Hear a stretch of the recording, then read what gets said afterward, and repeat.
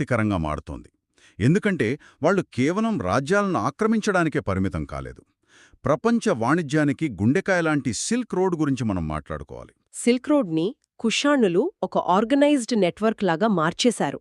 ఖండాలను కలిపే అద్భుతమైన నెట్వర్క్ అది. వాళ్ళ రాజధాని పెషావర్ నుండి జరిగిన వ్యాపారం గురించి చూస్తే అప్పట్లోనే గ్లోబలైజేషన్ ఎలా ఉండేదో కళ్లకు కట్టినట్లు కనిపిస్తుంది. నిజమే, ఒకవైపు చైనా నుండి పట్టువస్త్రాలు వస్తుంటే మరోవైపు ఇండియా నుండి సుగంధ ద్రవ్యాలు వెళ్లేవి. రోమన్ సామ్రాజ్యం నుండి స్వచ్ఛమైన బంగారం, పర్షియన్ తివాచీలు ఇవన్నీ కూడా పెషావర్ మార్కెట్లలో క్రయవిక్రయాలు జరిగేవి.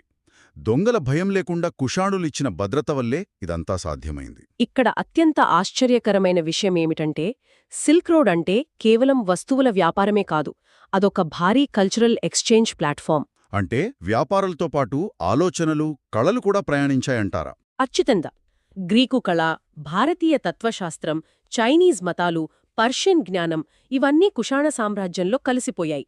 వాళ్ళది చాలా ఓపెన్ మైండెడ్ విధానం. ఎవరి నమ్మకాలను వాళ్లు స్వేచ్ఛగా పాటించే అవకాశం కల్పించారు.